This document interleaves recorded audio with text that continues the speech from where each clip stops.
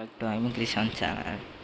இன்றைக்கி நாங்கள் நேற்று இப்போது 3 நாளாக ஃபேமிலியோட தஞ்சாவூர் ட்ரிப் வந்திருக்கோம்.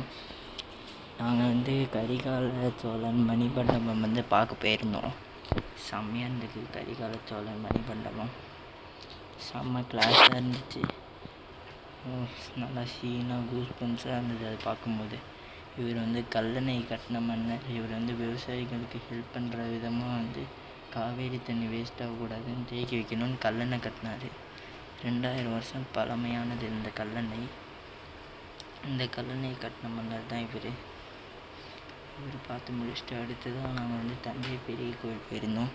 இதை ராஜராஜ சோழன் 1000 வருஷம் முன்னாடி கட்டினார். இப்போ வரைக்கும் பாருங்கள், நல்லா கன்று மாதிரி நிற்கிது. 216 அடி இந்த கோவிலோட அபிமானம். இந்த கோவில் ரொம்ப பழமையானது, 1000 வருஷம் பழமையான கோவில். பாருங்கள், ஒரே க்ரௌடடாக இருந்தது நேற்று வேறு இந்த கோவிலில்.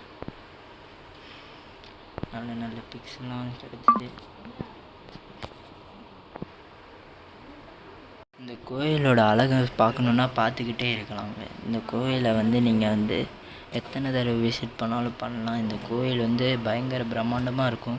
அதுவும் நாங்கள் போனது ஈவினிங் டைமில் போயிருந்தோம். அதனால் லைட்ஸ்லாம் போட்டிருந்தாங்க. அதுவும் செம்ம கூட்டமாக வேறு இருந்தது. ஃபுல்லாக டான்ஸு பாட்டுன்னு கோயில் ஃபுல்லாக கூட்டமாக இருந்தது. இந்த கோயிலோட பிரம்மாண்டத்தை அப்படி உத்து பார்த்துட்டு இருந்தேன். அந்த விமானத்து மேலேருந்து என்னால் கண்ணை எடுக்கவே முடியல. இந்த மாதிரி ஒரு சில அழகழகான பிக்ஸ்லாம் மாட்டுச்சு. அதுக்கப்புறம் கொஞ்ச நேரம் கழித்து நான் கல்வெட்டெல்லாம் ஆராய்ச்சி பண்ண ஆரம்பிச்சிட்டேன். கல்வெட்டுக்கெல்லாம் படிக்க ஆரம்பித்தேன். ஒரு சில கல்வெட்டுக்கெல்லாம் படித்தேன். அப்புறம் நிறையா கல்வெட்டுக்களை ஃபோட்டோ எடுத்தேன். இந்த மாதிரி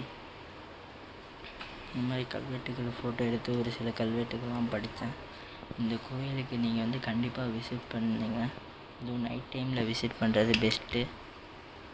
அவங்க இந்த மாதிரி கல்வெட்டுக்கள்லாம் ஃபோட்டோ எடுத்தேன்.